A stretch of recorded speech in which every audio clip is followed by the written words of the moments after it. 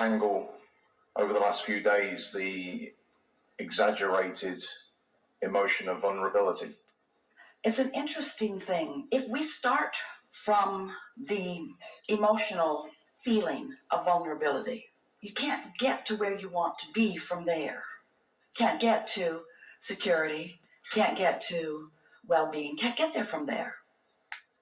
And the reason you can't get there from there is because nobody can get anywhere from there, because that's not how it works.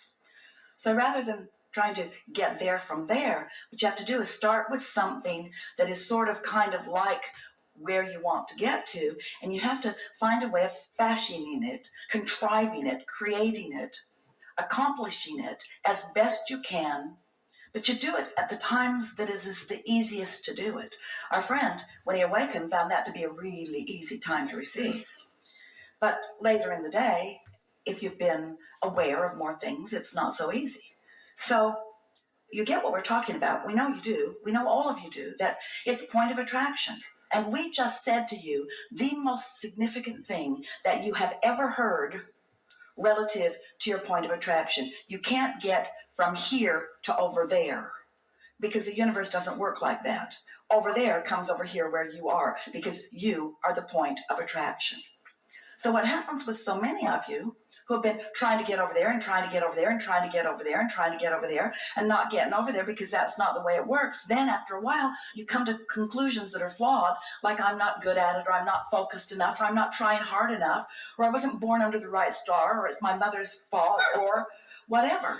You make up all kinds of silly things to explain it, when all that is happening is you're letting something else be your object of attention and therefore controlling your vibrational output. So what's going on over here is preventing what's over there.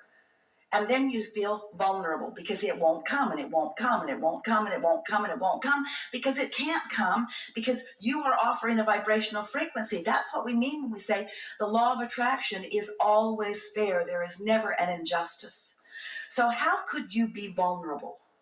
If you care about yourself, do you? Yep. And if you want to feel good, do you? Then how could you be vulnerable when you know how this works, unless momentarily you forget how it works and you put the power in someone else's hands? If you say to someone over there, you, I like you, I really, really like you, I'm going to come over there where you are, and then you go over there where they are and they keep going, and you go over there and they keep going, and you go over there and they keep going, you go over there and they keep going. After a while, you have to decide, instead of that, you're just going to stand right where you are, be the authentic. Authentic. When we say authentic, we mean truly in sync with the whole of who you are. Sometimes when you say authentic, you mean, well, I don't feel good today, and it would be wrong of me to say I feel good when I don't. So I'm going to express my authenticity and explain to you how rotten I feel today.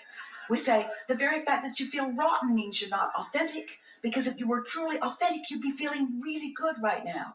True authenticity is powerful and clever and clear-minded and flexible and happy and elated and really, really wise and in the right place at the right time all the time.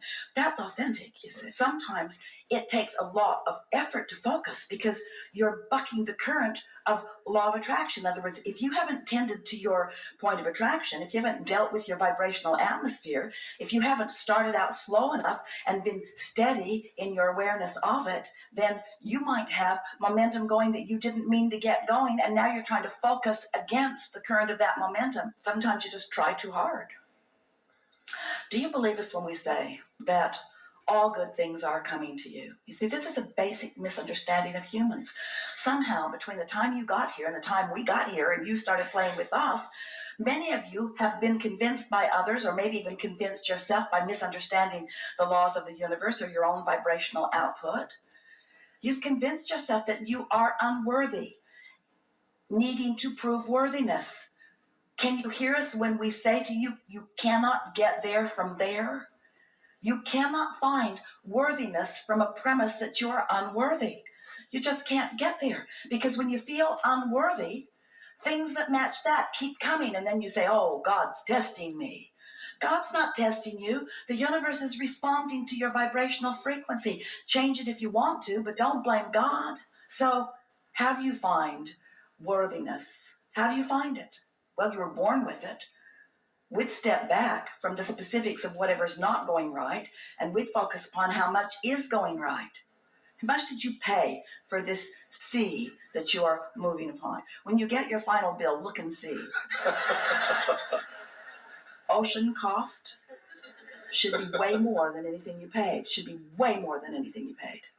It doesn't take very much for you to find, to focus upon, and feel appreciation of before you set the tone and begin the momentum. And then the universe just yields more and more and more. I have no excuse for anything other than unequivocal, constant, steady acknowledgement of worthiness. No reason to ever feel vulnerable unless you're just in the mood to pinch yourself off from something good.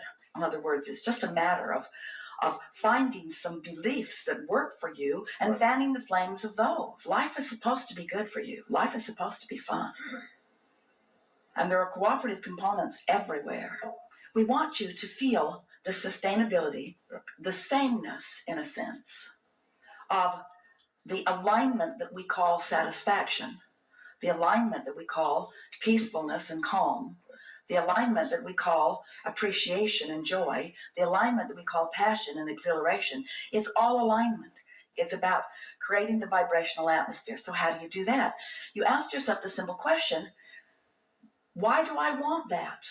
Because everything that you want, there is no exception to this. This is always true.